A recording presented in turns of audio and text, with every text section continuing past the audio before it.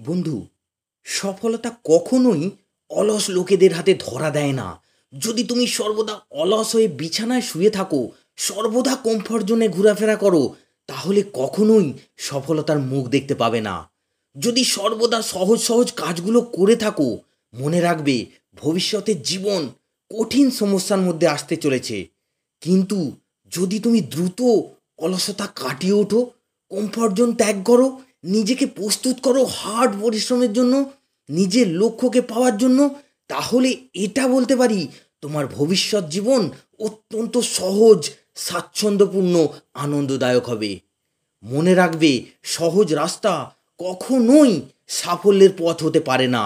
সফল ব্যক্তিদের জীবনী পড়ো, তাহলে জানতে পারবে যে যত বেশি সফল হয়েছেন তাকে তত বেশি কঠিন রাস্তায় হাঁটতে হয়েছে, তত বেশি কষ্ট সহ্য করতে হয়েছে। তাই সহজ নয়, সবচেয়ে কঠিন, ঝুঁকিপূর্ণ, কষ্টসাধ্য রাস্তাকেই সিলেক্ট করো, যাতে ভবিষ্যৎ জীবন আরাম, আয়েস, ঝুঁকিহীনভাবে কাটতে পারে।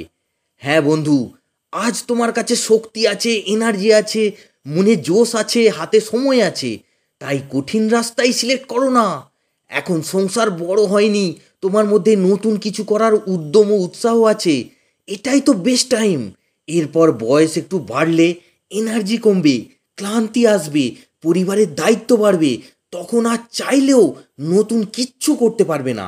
তাই ডু ইট নাও, এখনই কোমর বেঁধে লেগে পড়ো। ততক্ষণ পর্যন্ত থামবে না যতক্ষণ না তোমার কাঙ্ক্ষিত সাফল্য হাতে আসছে। হ্যাঁ, কষ্ট হবে, গরম লাগবে, শীত বর্ষায় কষ্ট পাবে, ক্লান্তি গ্রাস করবে, তবুও তুমি নিজের কাজে লীন হয়ে থাকবে আর মনকে বারবার বলবে এই সব ছোট ছোট বিষয়ে কাটিয়ে উঠতে পারলেই তবেই কিন্তু সাফল্য পাবো। সাফল্যের পথে এগুলো এক একটা কাঁটা, এক একটা নেগেটিভ, এগুলোকে কাটাতেই হবে। আর কষ্টের দিকে ফোকাস না করে সাকসেসের দিকে ফোকাস করো। সাকসেস পেলে কী রকম আনন্দ হবে, কী রকমভাবে উদযাপন করবে, শান্তি, খুশি অনুভব করবে, সেটা কি ফিল করো।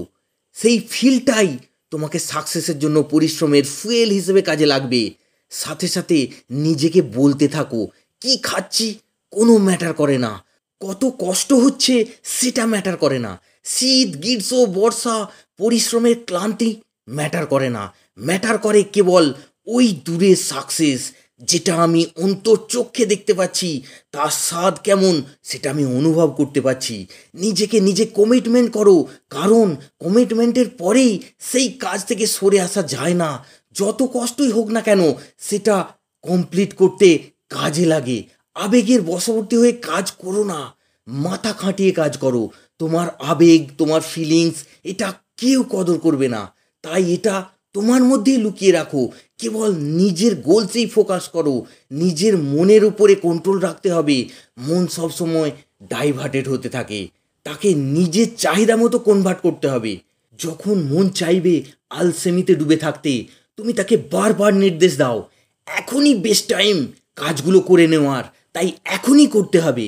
মন যখন বলে তুমি এবার হেরে যাও, তাকে বলো না, এবারই তো আমার জিতা শুরু হচ্ছে, ময়দানে আমিই তো দাঁড়াবো।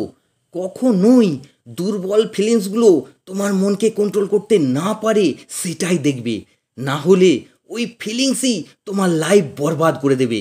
আমরা ইমোশনাল অবশ্যই, কিন্তু ইমোশনকে কন্ট্রোল করতে হবে। যদি তুমি ইমোশনকে কন্ট্রোল না করো, ইমোশন তোমাকে কন্ট্রোল করবে। তাই এটা কন্ট্রোল করতেই হবে, নিজেকে প্রমাণ করতেই হবে তাদের কাছে যারা তোমাকে গুরুত্ব দেয়নি, দূরে সরিয়ে রেখেছে, ব্যঙ্গ করেছে, তোমাকে হার্ট করেছে, তোমাকে নিচা দেখিয়েছে।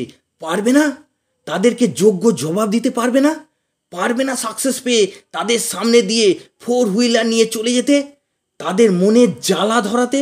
অবশ্যই পারবে, পারতে তোমাকে হবেই। তোমার নিজের জন্য, তোমার সম্মানের জন্য তোমাকে সাকসেস পেয়ে দেখিয়ে দিতে হবে। কমফর্ট জোন ছেড়ে এই মুহূর্তে উঠে দাঁড়াও, আজ থেকেই শুরু করো, নতুন পরিশ্রম করো, পরিশ্রম, দেখবে তুমি পেরেছো, ঠিকই জিতেছো। তো বন্ধু, এই ভিডিওটা শুনে তোমার মধ্যে যদি পরিশ্রম করার ইচ্ছা জাগে, তাহলে অবশ্যই একটা লাইক করো, শেয়ার করো, কমেন্ট করো। আর চ্যানেলটা যদি সাবস্ক্রাইব করা না থাকে, তাহলে অবশ্যই চ্যানেলটাকে সাবস্ক্রাইব করো।